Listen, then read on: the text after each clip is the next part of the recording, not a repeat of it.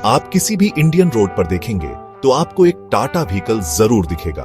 Trucks, SUVs और cars जो रोजमर्रा की जिंदगी का हिस्सा बन गए हैं। टाटा मोटर्स भरोसे, विश्वसनीयता और नेशनल प्राइड के लिए जानी जाती है, लेकिन आज यह एक ग्लोबल पावर हाउस है और इंडिया की इलेक्ट्रिक व्हीकल क्रांति में सबसे आगे है। कंपनी की जर्नी इंडिया के इकोनॉमिक ग्रोथ जैसी ही है। चुनौतियों को पार करना, सफलताओं का जश्न मनाना और लगातार खुद को रीइन्वेंट करना। 2025 में टाटा मोटर्स सुर्खियों में है। इसके शेयर की कीमत बढ़ रही है, इसकी ईवीजी मार्केट लीडर है और जगुआर लैंड रोवर फिर से प्रॉफिटेबल हो रही है। सबसे बड़ा सवाल है, टाटा मोटर्स के लिए आगे क्या है? क्या अभी इन्वेस्ट करने का सही टाइम है? इस वीडियो में हम टाटा मोटर्स की हिस्ट्री, फाइनेंशियल डेटा, कंपटीशन और फ्यूचर प्लान्स को समझेंगे, जिससे आपको एक इन्वेस्टर के तौर पर जरूरी जानकारी मिल सके।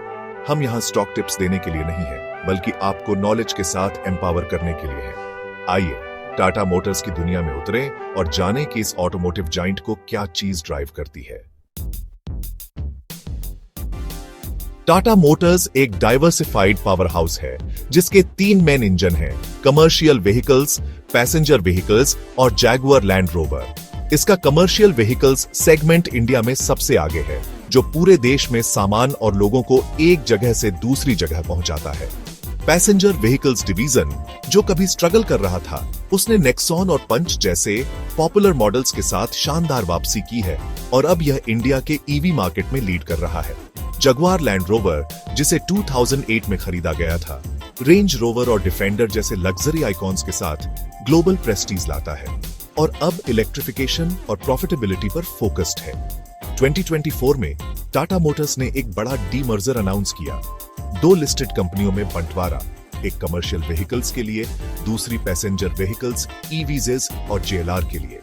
इस कदम का मकसद वैल्यू को अनब्लॉक करना है, जिससे हर बिजनेस अपनी स्ट्रेटेजी को तेजी से आगे बढ़ा सके। इन्वेस्टर्स के लिए इसका मतलब एक क्लियर चॉइस है: स्टेबल कमर्शियल व्हीकल्स या हाई ग्रोथ पैसेंजर और इलेक्ट्रिक व्हीकल्स। डीमर्जर 18 महीनों के अंदर पूरा होने की उम्मीद है और यह टाटा मोटर्स के फ्यूचर के लिए गेम चेंजर हो सकता है। हर सेगमेंट का फोकस और शार्प होगा और इन्वेस्टर्स अपनी स्ट्रेटेजी के हिसाब से ग्रोथ स्टोरी को टारगेट कर सकते हैं। कंपनी का स्ट्रक्चर तेजी से बदलती इंडस्ट्री की डिमांड्स को पूरा करने के लिए इवॉल्व हो रहा है। टाटा मोटर्स खुद को ग्रोथ के अगले फेज के लिए तैयार कर रही है। इंडिया और ग्लोबली दोनों जगह एक नए एरा के लिए स्टेज तैयार है। चलिए टाटा मोटर्स के टर्न अराउंड के पीछे के नंबर्स देखते हैं। 2021 से 2025 तक कंपनी ने घाटे और ज्यादा कर्ज से निकलकर लगातार प्रॉफिट कमाना शुरू कर दिया है। भारत और दुनिया के बाजारों में शानदार परफॉर्मेंस की वजह से रेवेन्यू बहुत बढ़ गया है। पैसेंजर व्हीकल और कमर्शियल व्हीकल सेगमेंट्स खूब आगे बढ़ रहे हैं, जबकि जेएलआर की रिकवरी से कुल सेल में उछाल आया है। कॉस्ट कटिंग, बेहतर प्रोडक्ट मिक्स और ज्यादा मार्जिन वाले व्हीकल्स की वजह से प्रॉफिटेबिलिटी बेहतर हुई है। EBITDA मार्जिन ऊपर है और कई सालों के घाटे के बाद अब नेट प्रॉफिट वापस आ गया है। कर्ज, जो कभी एक बड़ी चिंता थी, तेजी से कम किया जा रहा है। मैनेजमेंट का लक्ष्य जल्द ही net debt free balance sheet हासिल करना है। मजबूत कैश फ्लो से कर्ज कम करने और फ्यूचर इन्वेस्टमेंट, खासकर ईवी में, के लिए पैसा मिल रहा है। रिटर्न ऑन इक्विटी और डेट टू इक्विटी जैसे जरूरी फाइनेंशियल रेशियो में काफी सुधार हुआ है। टाटा मोटर्स अपने ईवी इकोसिस्टम में बहुत ज्यादा इन्वेस्टमेंट कर रहा है, जिसमें बैटरी मैन्युफैक्चरिंग और चार्जिंग इंफ्रास्ट्रक्चर शामिल है। अब लंबे समय की ग्रोथ के लिए फाइनेंशियल फाउंडेशन तैयार है। टाटा मोटर्स का स्टॉक बहुत बढ़ गया है, लेकिन क्या यह अभी भी अच्छा खरीद है?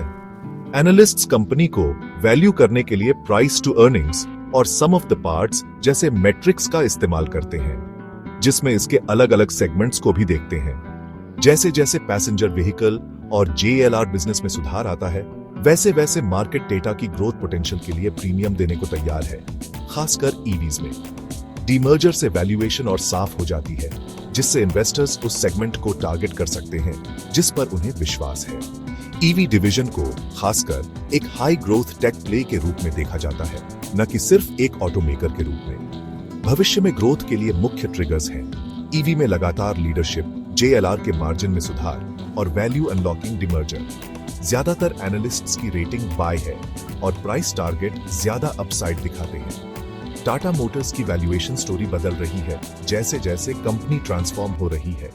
मार्केट ध्यान से देख रहा है। टाटा मोटर्स को हर सेगमेंट में कड़ी टक्कर मिलती है। कमर्शियल व्हीकल्स में यह अशोक लेलैंड और महिंद्रा एंड महिंद्रा से आगे है क्योंकि इसकी रेंज बहुत बड़ी है और सर्विस नेटवर्क भी स्ट्रांग है। पैसेंजर व्हीकल्स में यह मारुति सुजुकी और हुंडई के बाद अब एक सॉलिड नंबर 3 कंपनी है जिसका फोकस सेफ्टी और मॉडर्न डिजाइन पर है। टाटा की न्यू फॉरएवर कार्स और 5 स्टार सेफ्टी रेटिंग्स ने इंडियन बायर्स के लिए नए बेंचमार्क सेट किए हैं। इसका सबसे बड़ा फायदा क्या है?